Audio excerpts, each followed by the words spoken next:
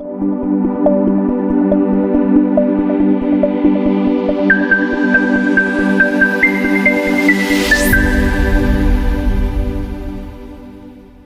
ہیں کہ اور میں نے ویسے تو انہیں پھکی دی ہے، ویسے میں نے تو انہیں بتاؤ کہ نبی صلی اللہ علیہ وسلم کے دور میں جب صحابہ میں جھگڑا ہوتا تھا وہ کس سے فیصلہ کراتے تھے؟ آپ صلی اللہ علیہ وسلم سے۔ تو جب آپ صلی اللہ علیہ وسلم کی میت بھی ابھی باہر رکھی اور خلافت میں جھگڑا ہو گیا نا، سقیفہ بنی ساعدہ میں طے ہوا نا جا کے، تو نبی صلی اللہ علیہ وسلم سے کسی نے آ کے کیوں نہیں پوچھا؟ حضرت علی آ جاتے، آپ صلی اللہ علیہ وسلم آپ تو ابھی آپ کو دفنایا بھی نہیں گیا، آپ روحانی زندگی سے زندہ ہیں۔ اور میں نے بھی ان کو پھکی دی ہے کہ بتاؤ کہ نبی صلی اللہ علیہ وسلم کے دور میں جب صحابہ میں جھگڑا ہوتا تھا وہ کس سے فیصلہ کراتے تھے؟ آپ صلی اللہ علیہ وسلم سے۔ تو جب آپ صلی اللہ علیہ وسلم کی میت بھی باہر رکھی ہوئی ہے اور خلافت میں جھگڑا ہو گیا نا، سقیفہ بنی ساعدہ میں طے ہوا نا جا کے، تو نبی صلی اللہ علیہ وسلم سے کسی نے آگے کیوں نہیں پوچھا؟ حضرت علی آ جاتے ہیں، آپ صلی اللہ علیہ وسلم آپ تو ابھی آپ کو دفنایا نہیں گیا، آپ روحانی زندگی سے زندہ ہیں، بتائیں کہ میں ہوں خلیفہ یا ابو بکر ہے؟ نظر آ رہی ہیں رسیاں؟ آ رہی ہے نظر؟ یار سمجھے ہی نہیں بات کو۔ دینے کے لیے مثالیں تو بہت دی جا سکتی تھی نا، میں بتاتا ہوں آپ کو ایک مثال۔ بھائی دیکھیں بات تو اس طریقے سے بھی ہو سکتی ہے نا، مرزا جی کا ابو زندہ ہے، ہم نے کہا نیلا تھوتا دے دیتے اس کو، نہیں سمجھ میں آئی؟ بچپن میں کچھ اور نئے کام بھی کر لیتے، ایک آدھ دو ان میں سے یہ بھی کر لیتے، جان چھوٹی رہتی۔ نہیں سمجھے کچھ بات کو یا نہیں؟ بات یہ ہے، آپ دیکھیں مثال بھی مرزا جی نے کیا دی ہے، مثال یہ دی ہے، آپ صلی اللہ علیہ وسلم کی میت ابھی باہر رکھی اور خلافت میں جھگڑا ہو گیا نا، سقیفہ بنی ساعدہ میں طے ہوا نا جا کے، کیا تاثر دے رہے ہیں مرزا جی؟ میت پڑی ہے اور کون کرتا ہے یہ باتیں؟ غالی نوسیری۔ کون ہے ذاکرین؟ غالی نہیں ہے، کیا کہتے ہیں انہیں؟ ائمہ اثنا عشر، کہ غالی ہے یہ، اور یہ غالیوں کے کلمات ہیں کہ میت پڑی تھی اور نہیں سمجھے؟ سنو ذرا بات کو۔ مرزا جی مسئلہ آپ کا نہیں ہے بیچارہ، آپ تو خیر وہ یتیم مسکین ہیں، وہ ایرانی ٹکڑوں پر پلنے والے ہیں کہ جس کا بس صحابہ کرام رضوان اللہ علیہم اجمعین کے والے سے بس نہیں چلتا، وہ کچھ بھی چاہے اور ان کے لیے بکواس کرے۔ لو میں آپ کو ایک چیز مرزا جی بتاتا ہوں ذرا سمجھے گا، یہ صحیح بخاری میرے ہاتھ میں ہے، جلد نمبر 4 کا صفحہ نمبر 524، کتاب احادیث الانبیاء ہے، ابراہیم علیہ السلام کا جو ہے وہ یعنی کہ سیرت کا بیان ہے، اس کے تحت حدیث نمبر 3364 ہے کہ ابراہیم علیہ السلام یعنی اپنی بیٹے اسماعیل کو اور اپنی بیوی کو لے کر مکہ میں آیا، اس وقت ابھی وہ اسماعیل علیہ السلام کو دودھ پلاتی تھی۔ ابراہیم علیہ السلام نے دونوں کو کعبے کے پاس ایک بڑے درخت کے قریب بٹھا دیا جو اس جگہ تھا جہاں آب زمزم ہے، مسجد کی بلند جانب میں۔ ان دنوں میں مکہ میں کوئی انسان نہیں بستا تھا، اس لیے وہاں پانی بھی نہیں تھا۔ ابراہیم علیہ السلام نے ان دونوں کو وہیں چھوڑ دیا اور ان کے لیے ایک چمڑے کے تھیلے میں کھجور اور ایک مشک میں پانی رکھ دیا۔ پھر ابراہیم علیہ السلام اپنے سفر کی طرف روانہ ہوئے۔ اس وقت اسماعیل علیہ السلام کی والدہ ان کے پیچھے پیچھے آئی اور کہا، اے ابراہیم، اس خشک جنگل میں جہاں کوئی بھی آدمی اور کوئی بھی چیز موجود نہیں، آپ ہمیں چھوڑ کر جا رہے ہیں؟ میت رکھی ہوئی ہے اور خلافت کا جھگڑا کر رہے ہیں؟ سمجھے نہیں کچھ بات کو؟ اور بھائی میرے پیارے، یہ شادی کس مقصد کے لیے ہوتی ہے؟ یہ شادی اس مقصد کے لیے ہوتی ہے کہ آپ کے اوپر وہ جو عورت جس کو آپ نے اللہ کو گواہ بنا کر جس سے آپ نے نکاح کیا، اس کا نان نفقہ آپ پہ فرض ہوتا ہے، اور اس کی یعنی کہ کفالت اور اس کے معاملات اور اس سے پیدا ہونے والے اپنے بچے کے کفالت کے معاملات آپ کی ذمہ داری ہوتا ہے۔ ابراہیم چھوڑ کے جا رہے ہیں، صحیح کر رہے ہیں غلط کر رہے ہیں؟ ڈھکوسلے بازی نہیں کرنی چاہیے، بات اسی پیرائے اور لیول میں ہونی چاہیے جس پیرائے اور لیول کو آپ نے دوسرے کے لیے طے کیا ہے۔ کہ ابراہیم جو چھوڑ کے جا رہے ہیں صحیح کر رہے ہیں غلط کر رہے ہیں؟ بتاؤ صحیح کر رہے ہیں؟ نہیں، یہ غلط کر رہے ہیں، کیونکہ یہی تو طریقہ ہے۔ جو سامنے جذباتی منظر ہے فیصلہ اس کے مطابق کیا جائے گا، حقائق سے آنکھیں نہیں ملائی جائیں۔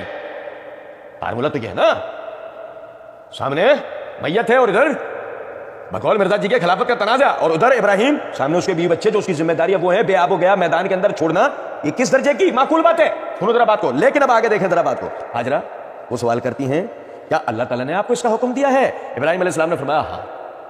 ابراہیم علیہ السلام نے فرمایا ہاں۔ اس پر حاجرہ بول اٹھی، پھر اللہ تعالیٰ ہماری حفاظت کرے گا اور ہم کو ہلاک نہیں کرے گا۔ چنانچہ وہ واپس آ گئیں اور ابراہیم علیہ السلام روانہ ہو گئے۔ جب وہ سنیۃ الوداع پہاڑی پر پہنچے جہاں سے وہ دکھائی نہیں دیتے تھے تو ادھر رخ کیا جہاں اب کعبہ ہے۔ پھر آپ نے دونوں ہاتھ اٹھا کر یہ دعا کی، اے میرے رب، میں نے اپنی اولاد کو اس بے آب و گیا میدان میں تیرے حرمت والے گھر کے پاس ٹھہرایا، وہ جو پھر قرآن پاک کے اندر جو آیات کیا میں پرہیزگاروں کا امام بنا وغیرہ جتنے بھی جو الفاظ، مطلب بات صاف ہو گئی۔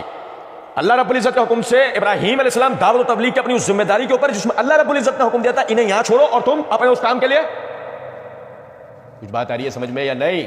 بات آپ کے جذباتی فیصلوں کا نہیں، بات ہے اللہ نے جو آپ پہ ذمہ داری لگائی اس کے اوپر۔ اور سنو ذرا بات کو، یہ میرے ہاتھ میں صحیح بخاری ہے، اس کی جلد نمبر 5 کا صفحہ نمبر 130 سے کتاب فضائل اصحاب النبی صلی اللہ علیہ وسلم، اس کے اندر یہ باب مناقب عثمان بن عفان بن ابی عامر القرشی، عثمان رضی اللہ عنہ کے مناقب کا بیان، اس کے تحت یہ حدیث نمبر ہے 3699. عبداللہ بن عمر رضی اللہ تعالیٰ ان سے سوال ہوا کہ عثمان رضی اللہ تعالیٰ بدر کی لڑائی میں شریک نہیں ہوئے، اس کی کیا وجہ تھی؟ عبداللہ بن عمر رضی اللہ تعالیٰ نے بتایا بدر کی لڑائی میں شریک نہ ہونے کی وجہ یہ ہے کہ ان کے نکاح میں رسول اللہ صلی اللہ علیہ وسلم کی صاحبزادی تھیں. ان کے نکاح میں، اور یار سمجھے نہیں، ان کے نکاح میں نبی صلی اللہ علیہ وسلم کی صاحبزادی تھیں اور اس وقت وہ بیمار تھیں، اور نبی اکرم صلی اللہ علیہ وسلم نے فرمایا تھا کہ تمہیں اس کی تیمارداری کا اتنا ہی اجر و ثواب ملے گا جتنا اس شخص کو جو بدر کی لڑائی میں شریک ہوگا، اور اسی کے مطابق مال غنیمت سے حصہ بھی ملے گا. رسول اللہ صلی اللہ علیہ وسلم کی بیٹی بیمار ہے نا، اہل بیت میں سے ایک شخص بیمار ہے نا، خالص اہل بیت میں سے ایک شخص بیمار ہے نا، اس کی تیمارداری ضروری ہے، یہ جنگ پہ جانا ضروری ہے. اولاد بیمار ہے، اس کی تیمارداری ضروری ہے یا جنگ پہ جانا ضروری ہے؟ بتائیے. کرنے ہیں نا، جذباتی باتیں کرنی ہے، ڈرامے بازی ایسے کرنی ہے نا، ایسے کرو ڈرامے بازی کا. چلو کیا کریں بھائی بات کہ جی وہ جو ہے بتائیے اب یہ تیمارداری کرنی ہے یا وہ جو ہے جنگ میں شریک ہونا؟ اب جواب اب دیکھو نا کیسے جو نا فوراً بات چینج ہوں گے، فوراً اصول چینج. نہیں جہاد اللہ کی ذمہ داری پہلے. جنازہ اور تنازع خلافت ایک کام جو آپ کی ذمہ داری ہے، لازمی آپ نے کرنا ہے. اور آپ کو پتا ہے یار لوگوں کا عقیدہ کیا ہے؟ زمین بغیر اللہ کی حجت، بغیر امام قائم ہی نہیں رہ سکتی. ابے تو سنو نا ذرا بات کو، بغیر حجت اور بغیر امام کے زمین قائم نہیں رہ سکتی. تو جنازہ پہلے ہے یا خلافت و امامت پہلے ہے؟ اب بتاؤ یار، تمہارے حساب سے بات کرتے ہیں، تم بتاؤ. اور یہاں تو معاملہ یہ دو حضرات دو طرفہ ذمہ داری ادا کر رہے تھے. ابو بکر عمر خلافت کے تنازع کو حل کرنے میں لگے ہوئے تھے، علی اور عباس تجہیز و تکفین میں مصروف تھے. تدفین تو سب نے مل کے کی، تجہیز و تکفین کا معاملہ ہے جس کو مبالغہ کر کے یہ کر دیا جاتا ہے کہ خدا نہ خواستہ تدفین تک یہی مسئلہ تھا. نہیں، دو افراد دیکھو، دو ذمہ داری کا کام سب آپس میں مل کے کر رہے ہیں. علی اور عباس تجہیز و تکفین میں مصروف ہیں، اور ابو بکر عمر خلافت کا تنازع حل کرنے کے لیے سقیفہ بنی ساعدہ میں پہنچے ہیں. اسے یہ تاثر دینا کہ میت یہاں پہ موجود ہے اور یہ ہم کہتے ہیں بیوی بیٹی بیمار ہے اور جہاد کے لیے جا رہے ہیں، وہ صحیح ہے؟ صحیح تو پھر وہ بھی نہیں ہونا چاہیے. اور مسئلہ بھی اہل بیت کا نہیں سمجھے. چلو چھوڑو، اب آپ کو آپ کی پھکی ہی سنگائیں گے. پہلے سن، نشہ ٹوٹا نہیں سمجھے؟ سنو ذرا بات. یہی صحیح بخاری ہمارے ہاتھ میں، اس کی جلد نمبر 5 کا صفحہ نمبر 567 ہے، کتاب المغازی ہے، اور میں حدیث نمبر ہے 4416. پڑھنے سے پہلے آپ کو توجہ دلاتا ہوں. اور بھائی بتاؤ ذرا بات، نبی صلی اللہ علیہ وسلم کی بات کی اہمیت زیادہ ہے ہماری رائے کی؟ یار سن نہیں رہے، بہت توجہ طلب بات ہے. سعد بن ابی وقاص کہتے ہیں رسول اللہ صلی اللہ علیہ وسلم نے غزوہ تبوک کے لیے تشریف لے گئے تو سیدنا علی بن ابی طالب رضی اللہ تعالیٰ عنہ کو مدینے میں اپنا نائب مقرر فرمایا. چھوٹی بات ہے، بڑی بات ہے نا کہ اللہ کے رسول صلی اللہ علیہ وسلم کے قائم مقام کون بنے؟ مولا علی. دیکھو مرزا جی کو چورن، مرزا جی کے مقلدین کو چورن کیسا ہضم ہونا چاہیے؟ نام کس کا ہے؟ جس کے نام کا چورن بک رہا ہے. نام کس کا ہے؟ جس کے نام کی روٹیاں کھا رہے ہیں. نام کس کا ہے؟ جس کے نام پر اپنی ریٹنگز بڑھا رہے ہیں. مولا علی مدینے پر نائب بنایا. علی رضی اللہ تعالیٰ نے عرض کیا آپ مجھے بچوں اور عورتوں میں چھوڑ جا رہے ہیں؟ آرگیومنٹ کیوں؟ کس نے دیا ذمہ داری؟ جنگ پہ جانا ضروری ہے، جہاد پہ جانا ضروری ہے، یا اللہ کے رسول صلی اللہ علیہ وسلم کی دی ہوئی ذمہ داری نبھانا؟ آ گئی نا گھوم پھر کے. بات ذمہ داری پر ہے، بات ساری کس پہ ہے؟ ذمہ داری پہ رکی ہے. کیوں مولا علی نے کیوں نہیں اعتراض کر دیا؟ کہاں تھے تم؟ یہ تجہیز و تکفین کے وقت میں کدھر تھے تم؟ کیوں نہیں کر دیا انہوں نے ایسا کوئی اعتراض؟ کچھ بات آ رہی ہے سمجھ میں؟ نہیں نکال کے لا کر دے کوئی ہمیں صحیح سند سے روایت کے جس میں مولا علی نے ابو بکر عمر کو یہ بات کہہ دی ہو کہ تجہیز و تکفین کے وقت میں تم لوگ کدھر تھے؟ کیونکہ انہیں بھی پتا ہے یہ ذمہ داری کا کام ہے تو وہ بھی. اور سنو ذرا بات کو، آپ مجھے عورتوں اور بچوں میں چھوڑ کر جا رہے ہیں. نبی صلی اللہ علیہ وسلم نے فرمایا تم اس پر خوش نہیں ہو کہ میرے لیے تم بالکل ایسے ہو جیسے موسیٰ کے لیے ہارون تھے، لیکن فرق یہ ہے کہ میرے بعد کوئی نبی نہیں ہوگا. اتنے بڑی سیدنا علی رضی اللہ عنہ کی فضیلت، لیکن بظاہر اس وقت اپنی حقیقی ذمہ داری بظاہر سمجھ میں آ رہی تھی؟ نہیں آ رہی تھی.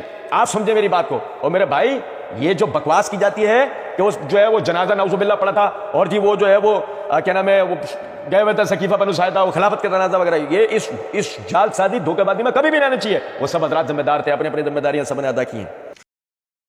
وَقُلْ جَاءَ الْحَقُّ وَزَهَقَ الْبَاطِلُ إِنَّ الْبَاطِلَ كَانَ زَهُوقًا.